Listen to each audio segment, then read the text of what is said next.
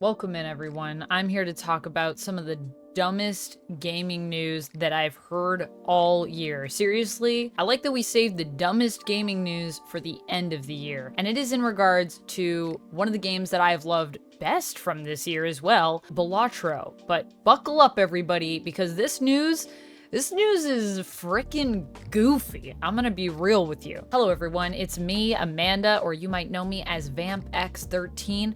I am here to talk to you today about something crazy that just happened. Balatro just got rated 18 plus. If you don't know Balatro, it was nominated for Game of the Year this year at the Game Awards. It is a little indie game. It packs a mighty punch for the price that you pay for this little indie, and it is basically a roguelike deck builder. What you're doing in the game is you're building a deck of playing cards that you customize and change out what's in there, and you're trying to optimize it to basically build poker hands to defeat a boss by getting a certain amount of points in order to beat the boss. And whatever boss you're facing or blind you're facing, it will have sometimes different abilities that will obviously affect the efficiency in some cases of your deck against it, depending on what's in there. So very deck builder focused. So how is this an 18 plus game? What does it have? Is there lots of nudity? Or are there nudes? Is there lots of violence in this game? Nah. There's just some evil playing cards, quote unquote, that teach you how to play poker hands. And you know what that means? This game's about gambling. Ironically, it's strange that this is the reason that this game was marked 18 plus, as well as the designer of Balatro, one person, LocalThunk, actually really does not like gambling. So that is like strange and hilarious. The reason though it was given this rating, which was given to the game by the Pan-European Gaming Information, PEGI, rating system, is because it teaches you poker hands. And based on their rules in terms of how they rate stuff, if a game teaches you anything in regards to gambling, it's considered to be 18 plus, because obviously gambling is bad and can be harmful for people, yada, yada, yada. Now, the hilarious part of this is the dumb part, by the way, what I just explained. That's the dumb part. But the great part of this news is that LocalThunk, after this rating was given to Balatro, came out swinging and actually took to Twitter, or X, or whatever you want to call it, to call out the PEGI's rating system here, because the fact that there are games that literally have loot crates in them that are rated 3 plus is pretty messed up.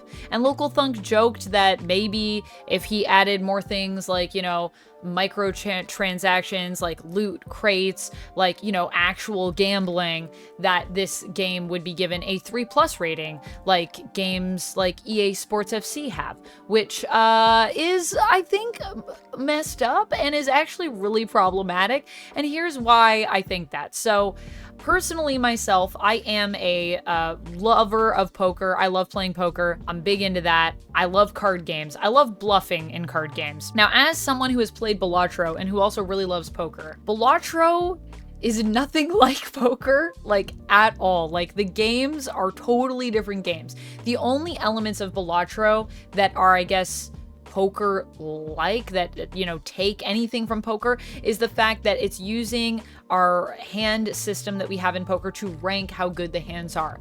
And that will determine how many points you get if you can play certain poker hands and build certain poker hands from your deck. Even the way that you play cards and things like that, I would say, is pretty different from poker. The fact that you're also customizing your deck, it's really more of a deck builder. There's no bluffing elements, unlike in poker. There aren't multiple people at a table like in poker. Other than that, we just have, you know, obviously there are terms like blind and ante and chips, things like that, that are taken from poker. Sure. But that's about it. And I also gotta say, as someone who is a poker fan, you know, just because you like poker doesn't mean you like to gamble. Like, teaching people poker doesn't mean that they're gonna become gamblers. I personally do not like gambling. I actually think, for me, it ruins the fun of a game. So when I play poker, I tend to play it very casually. I don't play for money. I might play for like a point system in something. Like maybe I'm keeping track of points or something like that.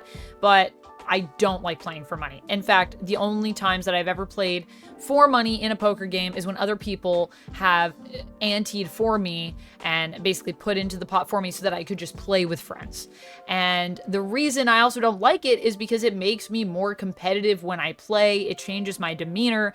And I also don't like it because sometimes when other people put in for me and I win, they don't get paid out. And I'm like, you need to pay this person. They paid for me to play and I won for them. So like, pay them. I'm just walking around with a bat like, whose knees am I breaking? It turns me into a much more aggressive player, which I do not like, because I like to play games, you know, for fun. So just because you teach someone the elements of poker doesn't mean that they are going to want to gamble. You can play poker without gambling. So I also don't love that that's a connotation of like, just because poker has an affiliation with gambling, that it must mean that it's bad and that people will gamble. Whereas when it comes to loot boxes, we actually have seen connections psychologically that have been studied where it's been established that problem gambling, which is basically a condition that people have, that people can have in regards to gambling, is something you can see happen with loot boxes, loot crates in games.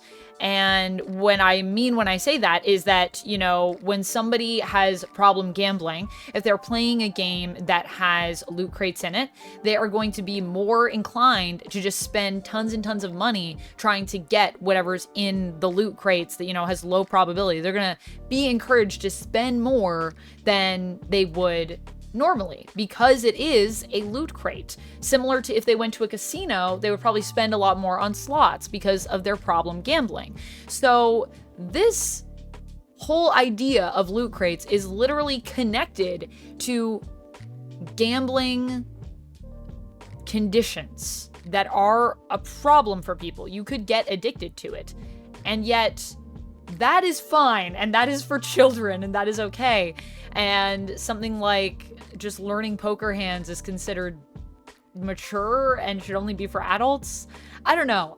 It just seems really, really messed up and really weird that we live in a world where this is how we decide to rate stuff. And I just feel like the PEGI has this totally wrong, and maybe they need to re-examine how they rate games if that's how they're rating them. I understand why they made this choice, but I can't say that I agree with it, because I just feel like Balatro is really a game for everyone. Sure, it teaches you poker hands, but that isn't... I don't think learning poker hands is dangerous. I also just feel like there's a lot of elements of poker even that you could enjoy that, you know, have nothing to do with gambling.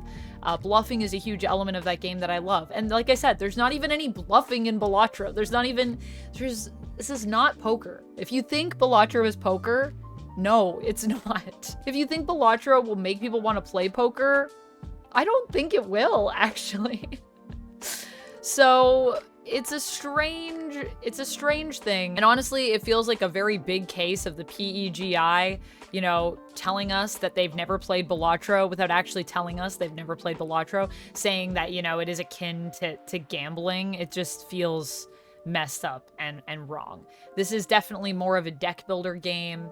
It is super fun. By the way, you should play it. I guess, you know, if you're in Europe, if you are 18 plus. The fact that people associate poker with this like dangerous nature, the fact that PEGI feels that way is also strange, in the sense that they don't actually think poker is dangerous, because they've rated other games that are about poker as E for everyone. If you look up the rating for World Championship Poker, E for everyone. Look up Poker Z-Mist on the App Store, and that's rated T for teen. So we think poker is okay sometimes, probably when there are microtransactions involved, but not when it comes to a game that is an indie game where there are no microtransactions that just teaches you poker hands.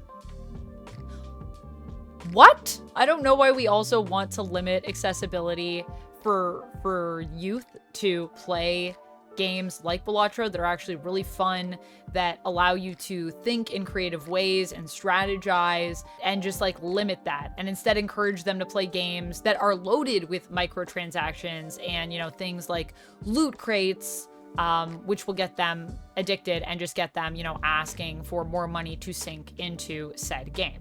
Not that there's anything wrong with putting money into a game that you love, but it's just, I feel like sometimes kids aren't able to really think about the fact that it's encouraging them to just sink money into something where they might not be getting a lot out of it. Whereas Balatro, you pay one price up front, there are no microtransactions, and you do get a lot out of this game. And it's really fun and really replayable, I think. I've only played it once so far, but I'm itching to get back into it, and I do feel like there's so much replayability here. Like, if you like Slay the Spire, you'll probably love Balatro. So yeah, that's kind of my thoughts on this. I just wanted to let you guys know what's happening because I think it's literally insane. Literally some of the most wild gaming news I've gotten all year, and that's saying a lot because obviously there's been also tons of people laid off, which has also been super messed up. I don't know how many times I've wanted to sit down to do a video on layoffs and then turned around and then there was new layoffs, and then I was like, oh, maybe I should do a video actually about that and like incorporate all of it. I don't know. Maybe I'll still do a video this year just talking about that side of the gaming industry, which has also been wild. But this rating is like the goofy level 1 million. You know what I'm saying? Just such a strange, kind of smooth brain take, if you ask me. What do you guys think of gambling in games or gambling elements? Do you think that Balatro, because it teaches you poker hands, is dangerous for people? Do you think games with loot crates are dangerous? Do you think neither of these things are dangerous? Do you think both of them are? Why not? Let me know down in the comments below. That's pretty much it for this one. I'll see you next time, and until then, friends, stay nerdy. Bye!